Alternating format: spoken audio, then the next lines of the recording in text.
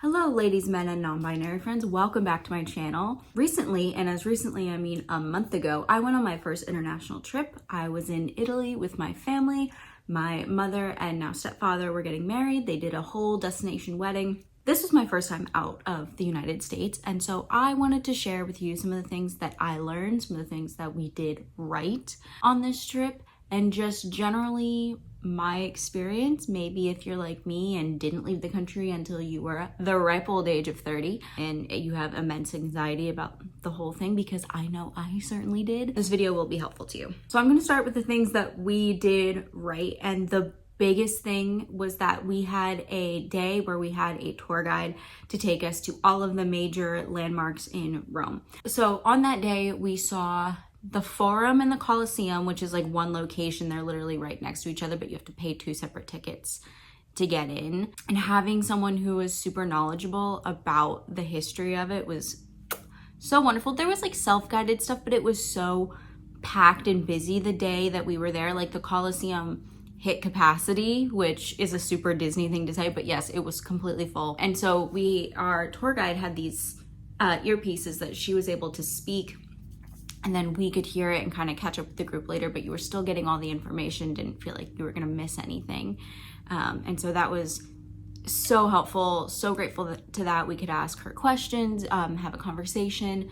She took us also to the Spanish Steps, Trevi Fountain, the Piazza Navona, and we banged that out in a day, and it was great and it was awesome. That was my favorite thing we did the entire trip. It was absolutely stunning, gorgeous, but because our group was full of first-timers, I couldn't recommend that enough. So if you are someone who's maybe going to a different country or, you know, any museum, I would say to go with a tour guide who speaks your language, and most likely English in this situation. So the other thing that I personally did correctly was that I spent my money on food and not things to buy. I didn't buy any. I bought 2 souvenirs, and they're behind me here. That big old map, that's a map of ancient Rome, and then I have a plague doctor postcard, and that was all I bought. And I bought a bottle of limoncello, but I drank that already. It's literally, I just need to bring the bottle up here to have as decoration, but that was it. I'm trying to buy less, and so I was like, do I need a leather-bound notebook? No. Do I, because I've got thousands of notebooks here that are unwritten in. Do I need more clothes? Do I need a bag? The answer is no to all of that. Plus, I'm trying to buy less animal products just as it is, and one of their major exports is leather, which gorgeous, wonderful. You will have that for the rest of your life. I just didn't need it. So instead, I spent my money on food, and that was it. And I was much happier doing that. But the inverse of that is that I bought 2 disposable cameras, and so I decided to have my photos be my souvenirs. There is a giant car coming by. I think we may just have to deal with it. I don't foresee it stopping anytime soon. Oh look, it's right outside my window. That's why. You know, the disposable cameras, I've yet to get them developed because I haven't been to CVS, believe it or not, since I got home, or when I did go, I completely forgot them because they are in my purse. But I still have my phone camera, obviously, and was able to share that. I also wasn't focused on making content when I was there. I wanted to go and experience it for the first time, blank slate, not think about, taking a picture of every piece of food I ate, which I did, but like not being like, oh, I'm gonna put this in a reel or I'm gonna make this carousel. I just took pictures that felt right to take. I got a couple of me. I didn't do any outfit photos, which I'll talk about in a second as to mostly why. Yeah, I just didn't want to purchase anything, and it was a wonderful cultural experience, and I learned so much, and I feel like that was to my benefit, to not buy anything, but to just go in like, we're gonna let the experiences be the souvenirs here, as cheesy and corny as on the nose as that sounds. All right, let's talk about the things I was anxious about. So when you go to major cities in Europe, people talk about the damn pickpockets. I grew up close to a city. I grew up right around Boston, which I'm sure if you've been here for a while, you're like, we get it, shut up. You can get pickpocketed in Boston, you can get pickpocketed in New York. You might get punched in the face if you try and pickpocket someone in the United States, but it's a problem in, my nose is itchy, apologies, but it's a non-violent crime in Europe, so therefore they're not policing it. And was I worried about it? Yeah, but it really wasn't to the extent that I thought it was.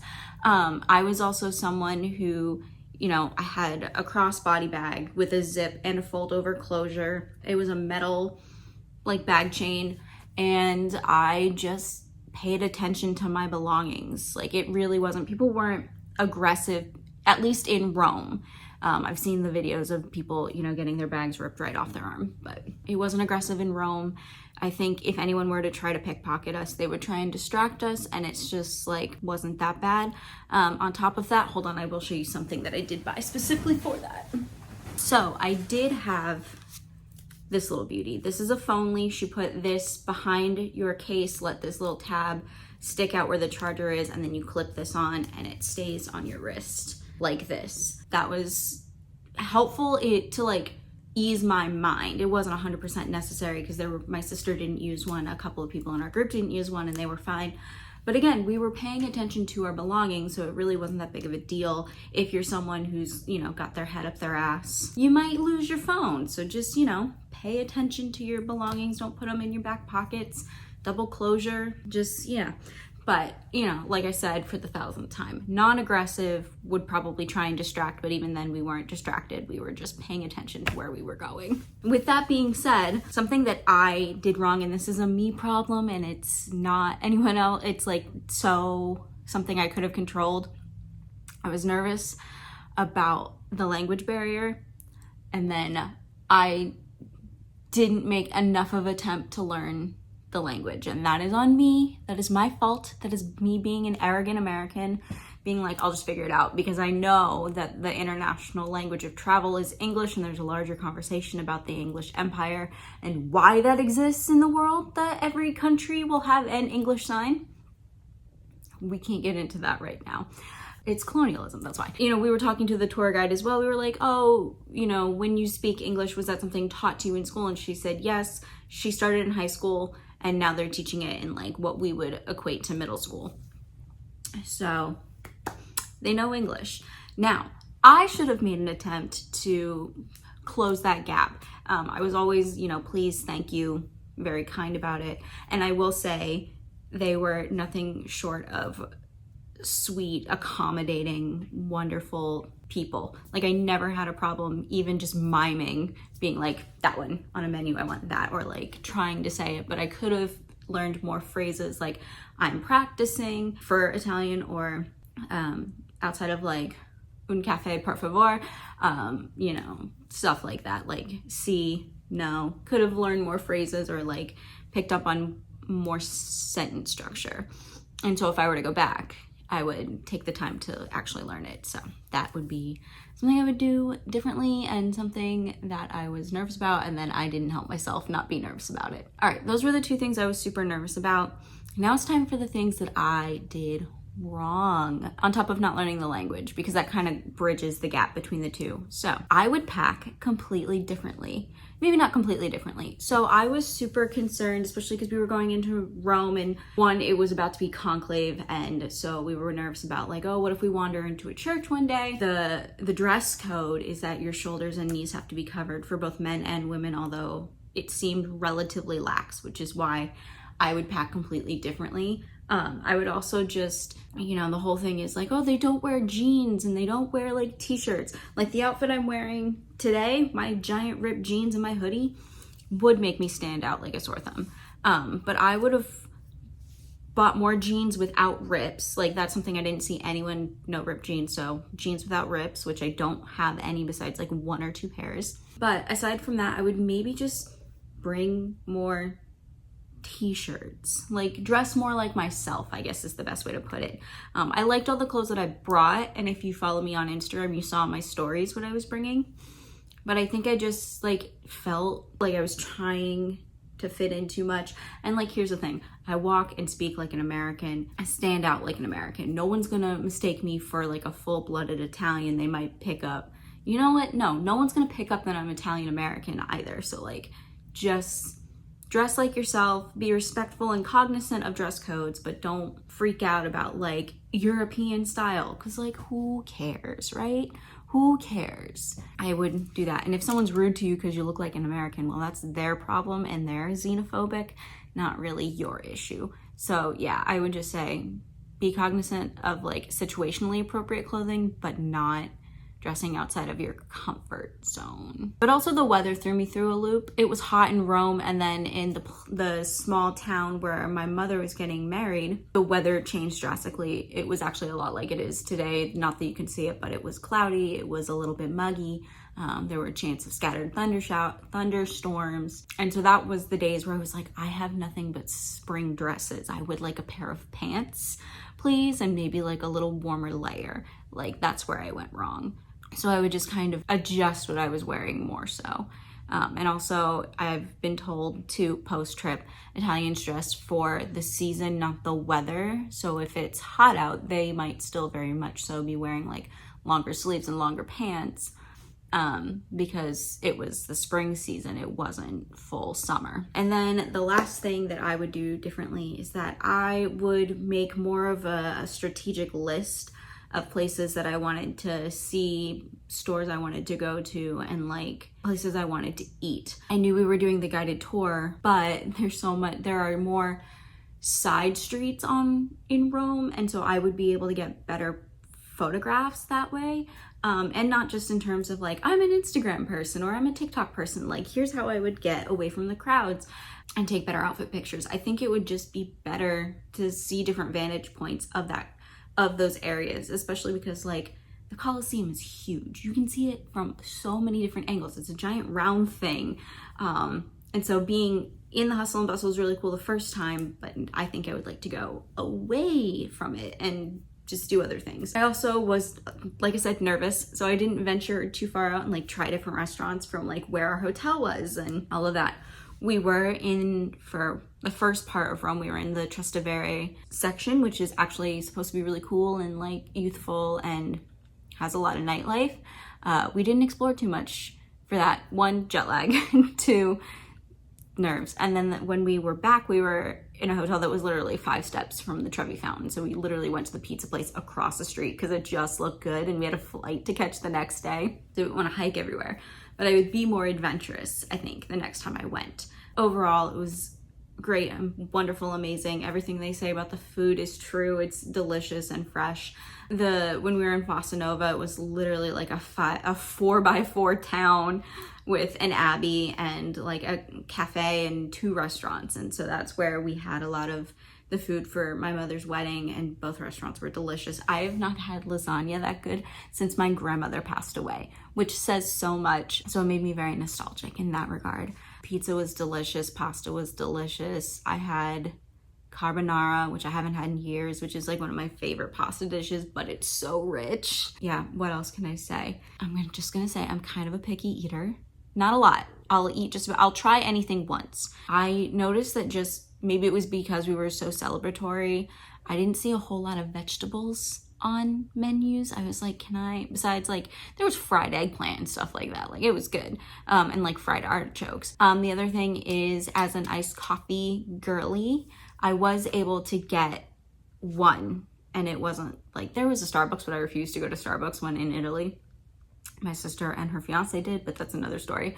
When in the Piazza di Navona, there was one restaurant the whole group went to for lunch and with our tour guide. They had a cafe shakerato on the menu. That is, if you've been to the Riviera in Walt Disney World, I'm so sorry. This is the closest thing. I go to Disney a lot. Just bear with me. It's just 2 shots of espresso shaken over ice with a little bit of sugar. Perfection. Perfecto. Wonderful. Loved it. That was the most authentic iced coffee I could find, and that's what I preferred. I heard a lot of people, there's some other coffee, but that wasn't ever on the menu. Yeah, 2 shots of espresso over ice with a little bit of sugar. That's what you want to order if you're an iced coffee person. If you're like me, who gets a shaken espresso all the time, that's what you want to get. I don't love lattes. That's way too much milk. Cappuccino in the morning is delicious and wonderful. And then just the single shot of espresso is also delicious. But you know how as an American, you're like, I need a cold drink as a pick-me-up midday. That was what was hard to find. And then if you see it like, oh, it's like a iced espresso, it's probably got ice cream in it, which is more like an affogato, even though affogato is with hot coffee. So it was a difficult thing, but I think that it's slowly catching on as more people are visiting Rome, more Americans are visiting Rome and are like, I would like something cold, please. Like, besides our lovely Diet Coke. But yeah, if you are in a major city, you will find a Starbucks. But if you're in smaller cities like Bossa Nova, you're not gonna find a nice coffee there. Unless you like wine or you like a spritz, good luck finding cocktails. I noticed that their bar menus were very, very pared down, very simple. They had just the ingredients to make what was on their menus, which is fine. But like, I don't know why my go-to is cocktails. I don't even really like them all that much. And so my sister's fiance was ordering beer, but I wasn't really feeling beery. And then I did like the red wine. I don't drink wine in the United States because it makes me sleepy and gives me a headache. There I was totally fine. But yeah, in terms of like having whiskey or tequila or any like super specialty customizable drink, you're not gonna find it. The drinks that I do like are, I don't like Aperol. I think it's disgusting, although I did find a way to like it recently because someone posted a cherry Aperol recipe on Instagram, and that one's sweeter. Aperol's too bitter for me. I like a limoncello spritz. Hugo spritz is fine. It's a little too winey for me.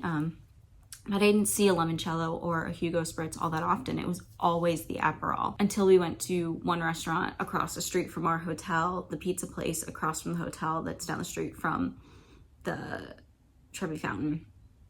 They had everything, but also we didn't see a whole lot of espresso martinis, which we were like, how they would crush this. It was interesting. Very pared down drink menus, not bad, just simple. So if you are someone who's picky and likes a very specific drink, you might not be able to find it. So it's either pretend to like Aperol or find a wine you like, which was good for me because like the red wine was fine. I had a rosé one night, which was just okay. I should have stuck to just red wine. That's that. I think that is everything. So I hope that wasn't too convoluted for you guys. I would love to go again.